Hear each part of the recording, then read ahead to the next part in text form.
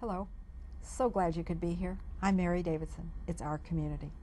We have a most interesting person to talk to today. And I told him, I said, when your parents get tired of you, I'll take you. His name is Baker Medlock. And Baker Medlock is a metal sculptor. But how he got here is a little bit of a convoluted story. So we have to, it wasn't exactly, he woke up one morning and he said, when he was 12 years old, I'm going to be an artist. He didn't do that. So he graduated from Shawnee Mission Northwest because he is part of our community. Yes, Yes, ma'am. Thank you so much for having me. Oh, I'm Appreciate delighted. But when you graduated from Shawnee Mission Northwest, then what happened to you? I didn't know what I wanted to do, like most of us. And the last thing I was doing, I was welding in the shop class. So Here at Johnson County Community College? no, ma'am, in high Northwest. school. So I decided, what am I going to do? I decided, I took a semester, and then in 2006, I attended Johnson County Community for a welding certificate. And how long did that take you, Baker? 1 year. 1 year. 2 And then you got semesters. your certificate. Yes, ma'am. And you must have been a good welder. Yeah, you apply Tolerably yourself. good. Well, yeah, you apply yourself to what you want to do, and That's right. you'll get it. So. But this was of interest to you. Yes, yeah. Okay. So you woke up one morning and you said, I'm going to be a robot artist. Well, no, No? I think that fall, my family and I went to the Plaza Art Fair, and I saw a man working in metal, kind of found objects kind of similar to what I'm doing now, and it really inspired me to just try something different, because with welding, you can do standard vents, all kinds of just practical uses, or you can kind of fool around and the art. Yeah. And so he kind of inspired me, and he was selling and making a living for himself. And the whole operative word here, the phrase was making money doing it.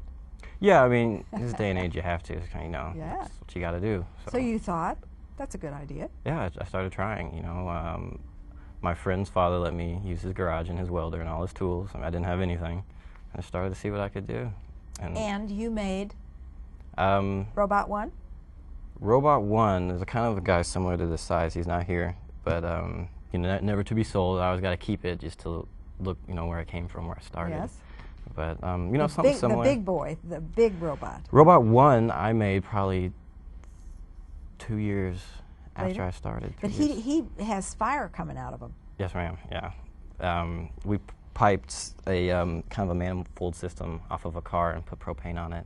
Oh. And kind of like barbecue flames up. And Well, but you don't have Robot One anymore because I do not. I traded it for my U-Haul truck. That's right, because you didn't have any way to carry these bad boys around. I did not. You start to go big, and you need a sufficient, a good way to, get around the city to do shows. And pickup truck really wasn't big enough. And these guys are a little large. Yeah, and it's also good to have a safe area when you're not with the truck, but you still want to keep your stuff inside. Yeah. So came to agreement, and eventually we decided just to do a trade. He has that big bad Robot One, and you have a wonderful U-Haul truck to haul your. Many people think he probably got the better deal, but Well, I don't know. You needed the truck, and he liked the robot, so. I don't feel that way. I love the truck. Everybody came out ahead. I think Right. it's great. Well, I think that some people would say that you can't be an artist if you don't have any formal art training, but you never had any. Well, that's true. Yeah. Yeah. Art shouldn't be. You start too much training, and Yeah. it's just it's just a commonplace. But there's something within you that when you see this stuff, this is, I hate to say this, Baker, but this is junk. It is. Yeah. It's. And it's probably junk that very many people want. That's there's why I not a love it. rush for the same piece of junk. That's what Right. And half of the fun in building is going after and getting that metal. You see it on the road, you stop and you pick it up, and a lot of people it's just trash. So there's not a lot of competition. That's it's Well, good. do you draw before you create something, or do you pick up the junk, look and see what how do you come up with the thing? Well, finding the pieces. If in between a project, it's difficult. You look at a piece of metal, but I don't really have a use for it yet because I don't have a project going. So I pick it up knowing I'm going to want it later. But during a project, if I see a piece of metal, it's like gold, and I'll go there, this will go here. Start putting the piece together, you know, try to convey the feeling you want to have come across, and you know, get it the way you want it. So you don't draw anything? I don't. No, I start with the robots. I start with like a skeleton. Well, and I like this guy right here. What do you call him? Anything in particular? Actually, I really don't have a name. I thought he kind of looked like a troll or an elf in the face. So you know that story about the trolls? That's Billy Goat's Gruff and the trolls hide under the bridge. Yeah. Well, there he is. Yeah. But look at, I mean, he has bicycle chains for his fingers. Yes, ma'am. Yeah, bicycle chains for fingers. You know, a bracket with a curve to kind of What is that thing? What was that thing? This bracket? No, with the knees there. You know, I really don't know. I think they're like iron ornamental pieces. I have no idea. But you found them somewhere. Yep, I found them. And what is his chest? It's a tank of some kind of gas tank? It is a gas tank cut in half. And you know, a lot of times with the pieces, you don't have to use the whole piece. You can use a little piece of the piece. You know, it's like a cut and paste process. Well, then he's kind of interesting because he has gold epaulets there on his shoulders. What are those? That's the ceiling mount to a ceiling fan. A ceiling mount to a ceiling fan? Mm-hmm, like the decorative cap that yeah, flushes up to the ceiling. I know. And actually, that's one piece, just cut in half. And he's got one foot on a, what, a... I think it's like an oil or transmission pan. Yeah. And, you know, like a bearing hub. And, you know, some of these pieces still actually work and function. I don't know if you can see that down there, but no. I just think he's as cute as he can be. Oh, thanks. And what kind of responses do you get when people see this stuff? Usually good ones, you know. Oh, sure they do. Yeah, it makes me feel good. I get a lot of little boys, you know. Little boys like that. They're fans, you know. I was working out a residential garage, so I leave the door open, and there's a kinder care up the street. And it was just a family atmosphere, so a lot of children come up and down in the minivans, and I had a couple yell out, you know, robot, you know, really loud, like, it's true, and it makes me feel good. Well, and the nice part about it is they can touch them. They can't hurt that. Yeah. So they can come and touch them, and maybe not the safest thing. You won't be selling it in Walmart or, you know, Toys R Us or anything. Yeah. But I mean, well, but there's nothing on that would hurt anybody. You know, yeah. I mean, except for just its weight. Maybe if somebody were to want to tip it over, but no, yeah. But you know, you can touch that stuff, and I just think it's great. And this spider is just. Thank you. I just love him. And where did you find all this rebar? From the river. It's You wade around in the river too? Well, it's like wash up, and it's great. You know, it already has a nice rust to it, and the metal gets a nice pit. It's different from buying brand new metal from, you know, the metal store. It's just two different looks. And then the gas can, you found that someplace. The gas can for his I don't know, his spider. I think that'd be his abdomen or his, you know, the backside. And I don't think they can see this, but isn't that a gear? That is a gear. I like to convey an idea of mechanics. You know, if it could work, this is what it would look like. Yeah. You know, to function. So I really try to emphasize. And this is Little Miss Muffet's friend. I try to emphasize the joints. You know, where things would move. Yeah. Flex points. Do you make anything that does move? Do most of them not move? Not yet. Not yet. Well, see, you know, you'll get there. No, I say yet. I have some plans. I would Do like. You? Yeah. I mean, it's a goal of mine. You know, I like to get it to move. Yeah, I try to get some animation. Well, you know, I'm just thinking about yard art. You know, they could be fountains. They could be all kinds of things. Yeah. You know, empty the water through the mouth or the eyeballs or whatever. A lot of times I have people approach me with ideas that I've never thought of. You know, they see kind of the style I'm going for, but I get stuck with, you know, I get an idea, I'll go with that. But so many people just, you know, bring creative ideas to me, and there's almost a lot of people, you know, create some really cool things if people just work together, you know, and do like a team, like a joint project. Yeah, but there are two things there are going. They're interested enough in what you do to suggest things to you. Yeah, that makes me feel really good. See, and that to me is really important, because this art appeals to people because it's fun. Mm-hmm. It's well, nice. A lot of people can recognize some parts on it. A lot of people like to be able to spot out, hey, I know what that is. You know, I know. Just what this so they is. don't say, hey, that looks like me. Well, you know.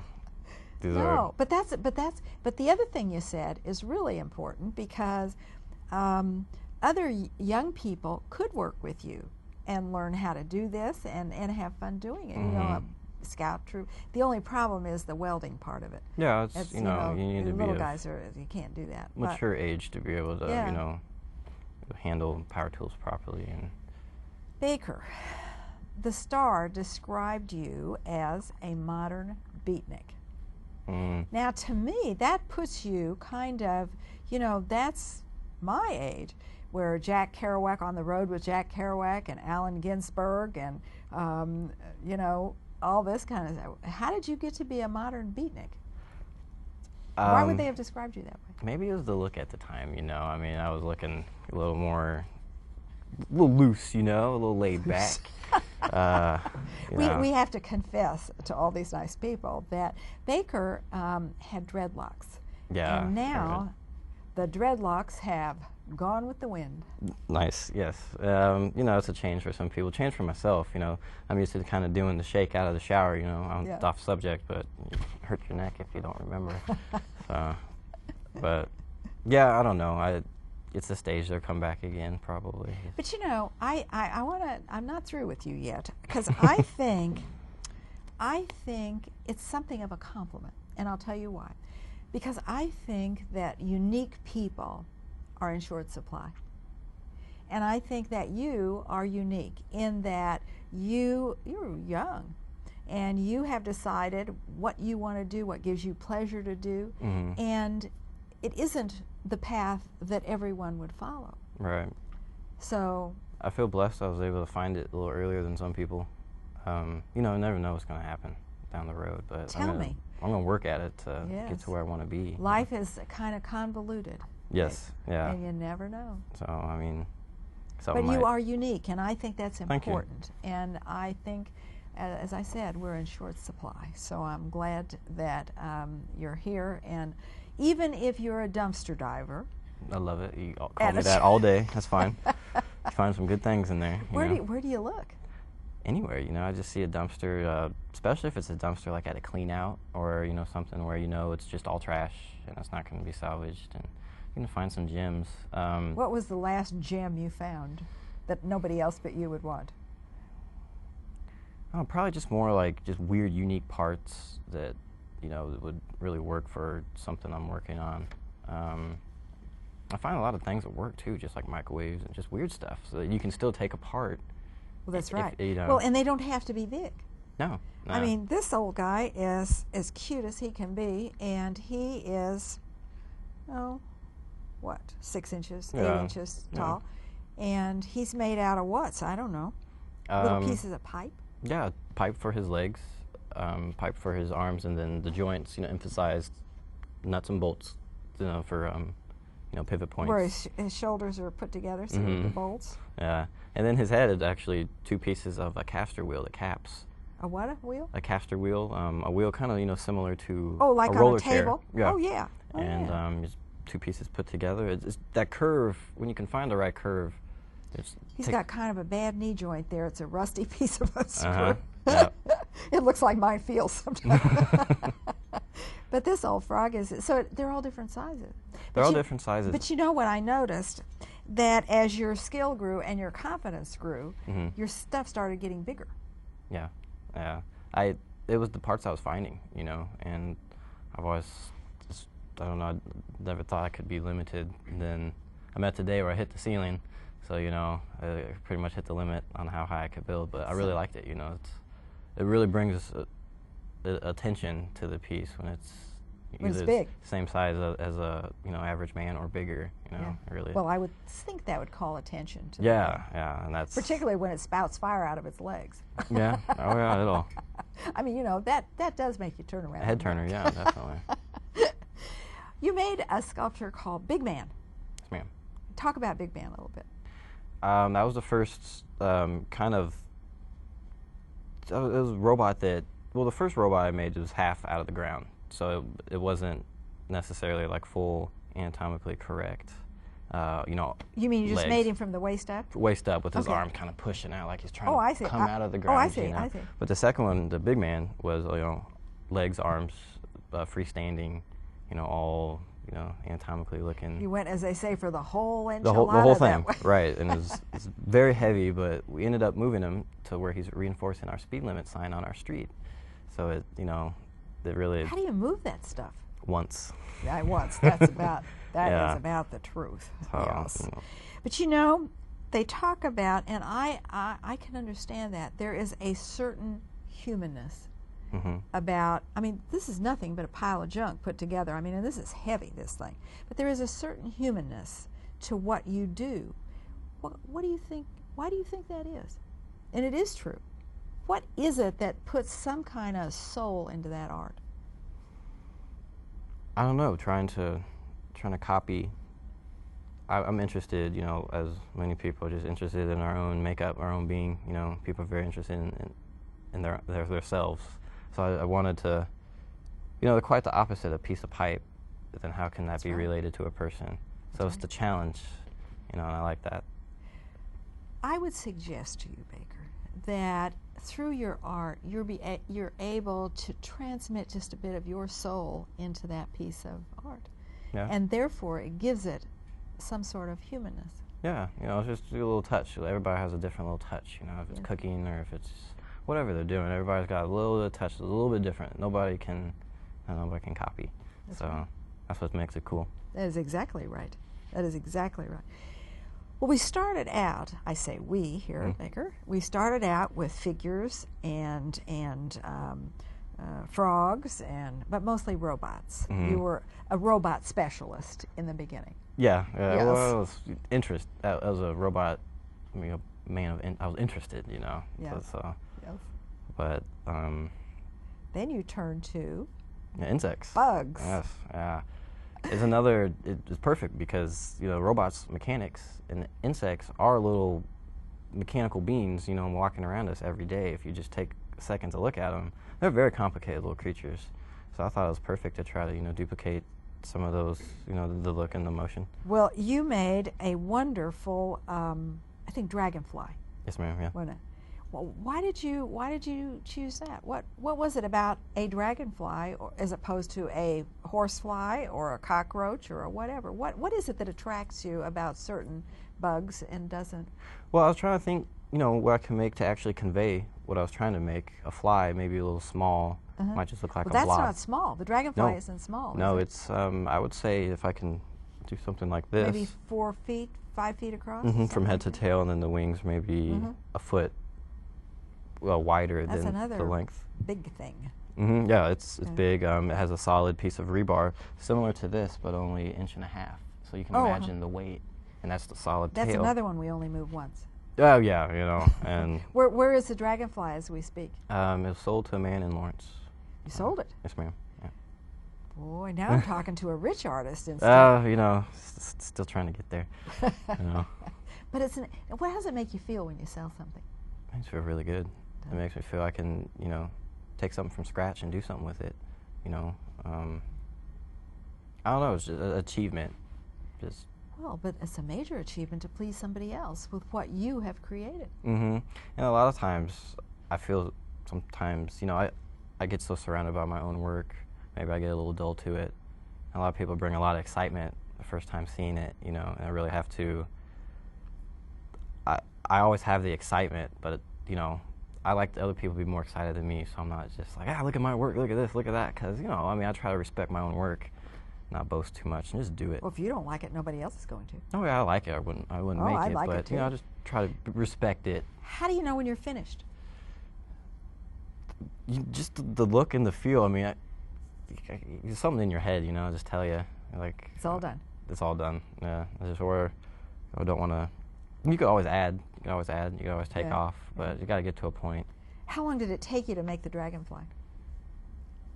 You know, that was the first dragonfly. I came back and made a second dragonfly, and since it was similar, the second one took, you know, reasonably shorter. But the first one, I would say, a month, to be fair, and that was a good time invested. A lot of time I was just sitting, like just looking at it, you know, trying to figure out, you know, everything I like to do, I try to make it worthwhile. There's no reason to do something if. That's right. If you're not pleased with it, right, then it's not worth it. Your father is one of your biggest supporters. Yeah. Was he always? Make a lot of noise, a lot of dirt in the house. stuff like that. Right, all the above. Totally understand, but you know, you got to push. I saw something, or I still see something. You know, a lot of people might not see, but that's what it's for me to see. So I got to keep doing it, and you know, hopefully I can give back to those I might be, you know, putting out a little bit right now. Or well, I know that he is very proud of what you've done. Yeah, it makes me feel good that he is. Major supporters. Yep. Yeah. So that's a very good thing. Now, you did a very interesting thing. You changed styles. Yes. Yeah. And to me, that represents a turning point in your very young career as an artist, because you created a human figure that looks like a human figure. Yes, ma'am. It looks almost like it's been cast. What caused you to do that? I mean, to me, this is really good. Thank you. The others are good and they're fun. This is really good, and it's art. It's a challenge. These are challenges. Yeah. The human form, such a challenge. Yeah. And I wanted the challenge. I wanted to try with what I knew how to do. It was a fill and take process. Fill with the weld. It started with a structure just like the skeletons of the robots. Did you built a wire frame first? No? A little stronger than wire, kind of like the pipe on the frog. On the frog. Okay. Wider at the thigh, narrower pipe at the. So the shin. you know, it looks kind of like it's cast. Yeah. And I was trying to go for that. But it's not. It's welded pieces of. It's welded what? pieces. Metal? The legs are individually sculpted and then put together, and then they're all sculpted together. How tall is she? 5 feet tall? Oh no, I'd say. Oh, she's small. A foot. So yeah. a foot tall. So something kind of in table. A lot of my pieces, I like them, but it's hard for other people. They can appreciate them, but it's hard for somebody to actually want to own it or have a place to put it. Well, when it's so big, it's hard. Yeah, I understand, definitely. Yeah. So. Well, she is, I think, superb. Thank you. I Thank do. you. And it isn't to say that these aren't. They're all different. Right. And that's a wonderful thing about art, because everything you do appeals to somebody. Right. And see, I just think that is extraordinary. Now, another artist that we're all familiar with is Jim Brothers. Yes. And you met Jim Brothers, and he thought what? Well, I thought of him. He was a cool dude. He is. And he does very well. Yeah, he does. He was nice enough to invite myself and my girlfriend out to his studio in Lawrence, and you know, it was very beautiful. You know, I didn't have too much time to talk to him about, you know, a lot of my work and, you know, career path, but the little things he said stick with me. I think it's cool. It was nice to meet him. I think he was very complimentary. I think you're too modest, Baker. I think he was very complimentary, and I think he saw in you what I do, and I know a lot of these people do, is the potential to be a really substantial and very fine artist. Thank you. I do, appreciate absolutely. What is whirl sculpture? World? Yeah, you do something called World Art? World Art. World yes, Art is with a man named Eric Kirkendall, Uh-huh. and he's kind of into the art scene in Lawrence. Uh-huh. And for a little bit, he was, you know, representing me for a while I on see. his website, and you know, we still keep in contact. And he's a nice man. He's getting almost like an artist's incubator, kind of similar to downtown. Oh, like the Charlotte Street Foundation. Yeah, going on in Lawrence. So Yeah, I mean, that's nice. yeah, I like to help out, be a part of that as it keeps going. See, that's not. Oh, Yeah. but moving this stuff is kind U-Haul. of daunting. I have the U-Haul. I mean, it has a nice ramp. And I almost need a forklift now. Don't call me till you get it moved. Yeah. I looked you up on Facebook, and you get a lot of hits on Facebook. I do, yeah. Why? What is it that people want to talk to you? I don't know. I mean, it's just a whole social boom. People just enjoy being there, I guess. Well, they must like what they see. Yeah, if you have something interesting, it probably doesn't hurt. Yeah. No, that's right. But I know that you get a lot of hits, and I think that's just interesting. You also were invited to the Pitch had a party. Yeah. And they invited you. That was pretty cool. And that was nice too. That was very nice. I felt really good to be there. I don't feel like, I just feel like I'm me.